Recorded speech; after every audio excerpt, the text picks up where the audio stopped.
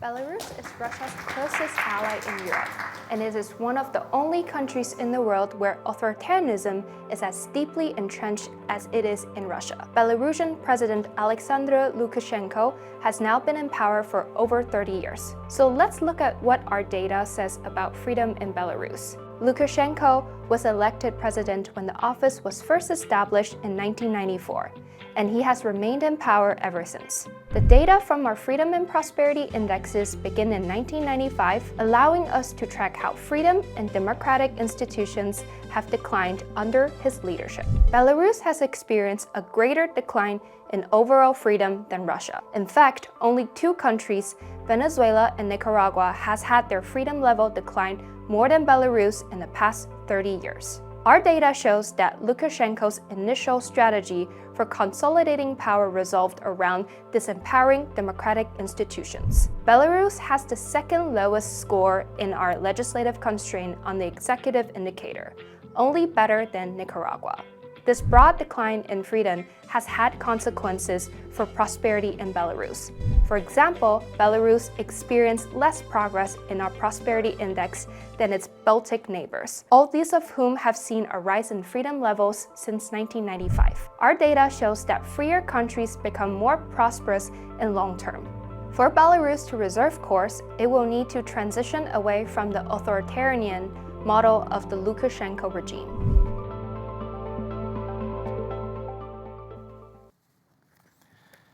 Welcome back, and congratulations again to the Atlantic Council team for the compelling piece of research, as always, year on year.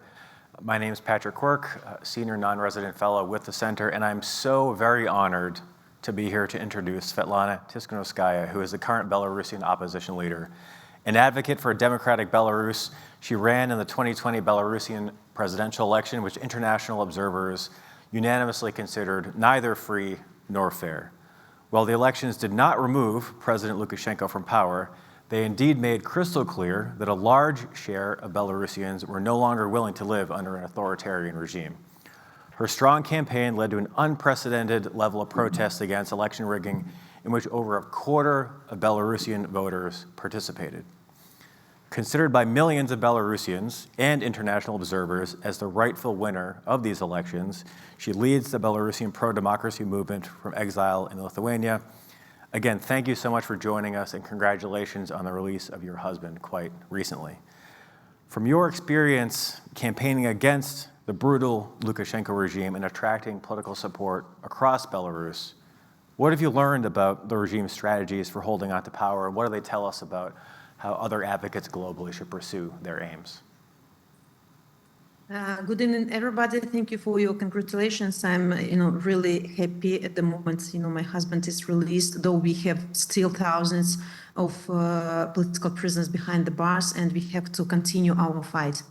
Answering your question, I think that we have all seen very clearly how Lukashenko holds on power. It's only through violence, through fear, through repressions in the country. He tries to destroy everything he cannot control. Independent media, civil society, political opponents, even like ordinary people who speak out now are seen as threats for a dictator. He's afraid of his own people.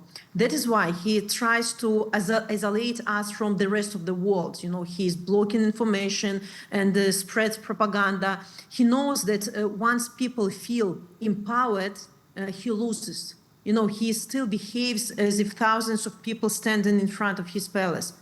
And, this is a dictator who has been in power for over 30 years. He surrounds himself with loyalists. He uses the security forces like private army, and relies on Russia for money, for weapons, and for political backing.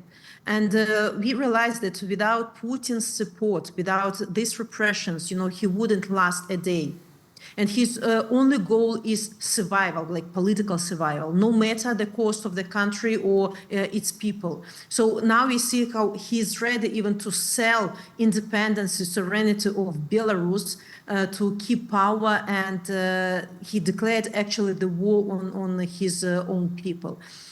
And of course, his dictators usually also keeping on some undecisiveness of powerful democratic world. For example, now I have heard several times that Lukashenko is called president, though he's not recognized as legitimate leader of the country. And we, democratic societies, have to call things by their names. War is war, not special operation. A dictator is dictator, usurper is usurper. So when we start talking loudly and openly, naming things what they are, so dictators will feel like more responsibility, maybe even.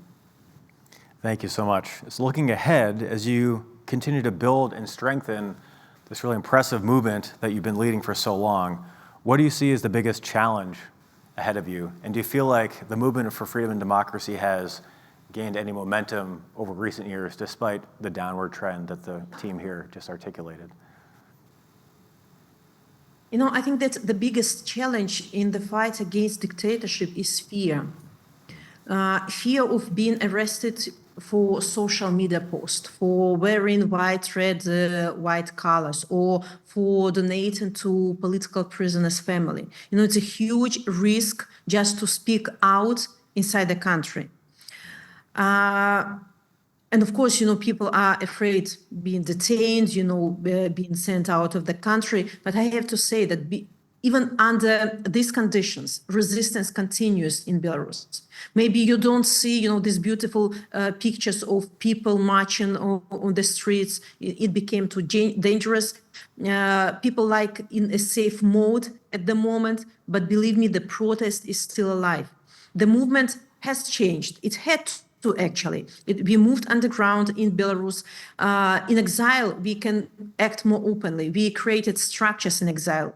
The United Transitional Cabinet, Coordination Council, we have Office of Sviatlana Tsikhanouskaya. It's really like alternative institutions of power and alternative to Lukashenko. Belarusians are still organizing, still resisting, just, in different ways. I feel that, the spirit of 2020 didn't disappear. It maybe adapted, it matured, it transformed. Today we have underground networks, we have cyber partisans in Belarus, we have so many people even in the system who provide us like rather sensitive and secret information, for example, how regime is militarizing economy of Belarus and earning money on the blood of Ukrainians. We have Kalinovsky regiment fighting in Ukraine shoulder to shoulder with Ukrainians.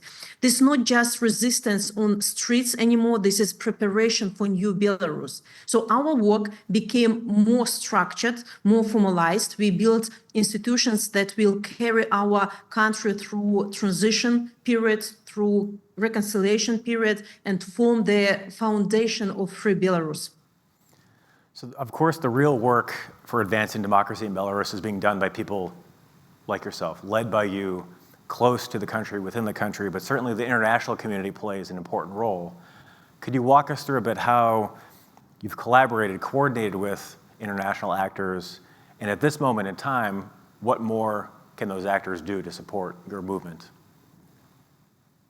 Of course, from the start, from 2020, we knew that, we couldn't win this alone. No one war and no one revolution, uprising cannot be won if you're alone on this field. We need allies, for any victory. That is why we work closely with the democratic partners, European Union, the US, UK, Canada, and our democratic allies understand that we are not like the opposition. We are legitimate voice of the Belarusian people, and we are grateful for this stance. We are grateful for all of them for solidarity, for like the messages they send to Belarusian people that you are not alone, you are not abandoned, we are with you. So it's really energizing people because 5 years it's like difficult fight, and people sometimes might be frustrated or exhausted, and any step of solidarity matters. Also, sanctions have helped a lot, especially when they target those who enable the regime. But just as important is support for civil society, free media, and the families of political prisoners. So it's like twofold approach. punish the regime, but help people to strengthen agents of democratic forces, strengthen alternative free media, and so on and so forth. And also one more leverage that democratic world can provide is accountability. I think that Lukashenko must answer for crimes like hijacking Ryanair flights, helping Russia deport Ukrainian children, torture of his own people, also blackmailing Western countries, our neighbors, with the orchestrated migration crisis. We are gathering evidence, and we actually work on bringing Lukashenko to accountability. And we are grateful to Lithuania for that they send referral to International Criminal Court, and we ask other countries to join this. And one more thing, we insist that Belarus must be part of European security conversation.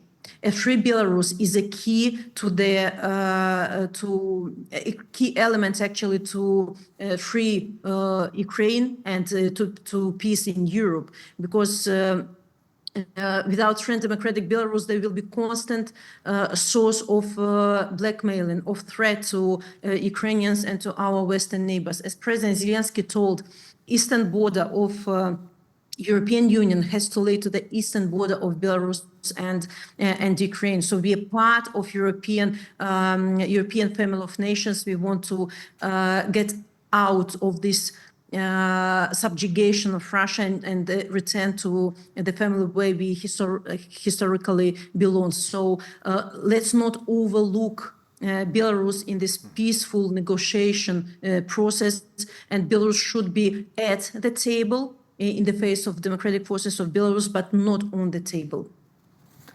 Really great, compelling overview as to the critical role that the international community can play to advance the movement for democracy within Belarus. Final question for you. As we look ahead, when you think about the future of your country, what gives you hope? And do you see the movement for democracy in Belarus remaining strong? My hope is people of Belarus. And my husband is one of these hopes, because I see that even after 5 years in prison, he remains unbroken. When I saw him again on Saturday, it was such an emotional moment. He lost so much weight, and at first our daughter couldn't recognize him. And I see pain in his eyes, but also I see the fire. It's still there, and he still wants to keep fighting. He didn't even ask for to rest after 5 years of torture. And I want every political prisoners to be free and to be reunited with a family like my husband. I want to say that we are grateful to President Trump and U.S. administration for the efforts to release political prisoners. It's the result of common efforts, pressure, and solidarity of the USA and European Union, of course. And now we have to maintain pressure on the regime until all political prisoners are released and repressions end. The release on Saturday of my husband and other political prisoners gave us real hope. Also, I draw hope from Belarusians fighting in Ukraine. They chose to defend not just Ukraine, but the future of Belarus. They believe, like I really do, that we are not fighting two wars. We are fighting one war on two fronts. On two fronts, actually. We are fighting the same enemy, imperialistic ambitions of Russia, and we have to defeat it. I know that some people feel tired, but if the regime is still afraid, if they still jail people for flag or, Facebook post, then the fight is alive. And the desire for democracy is still burning. Of course, it can be suppressed with this kind of repressions, brutal repressions, but we can never be destroyed. And Belarusians are ready to claim their freedom and the European future, which we as nation deserve. Of course, again, we need to see, solidarity from democratic world. We believe in democracy. People dying for democracy. People spend years of their lives in prison for democracy. And I really want democratic world to show its teeth, to show that you have instrument, leverages, and power to defeat dictators, help those people who are fighting, who are on the front line of this fight. We wish you all the best of luck as you continue that fight on the front line. And thank you again for joining us today. We really appreciate it. Thank you.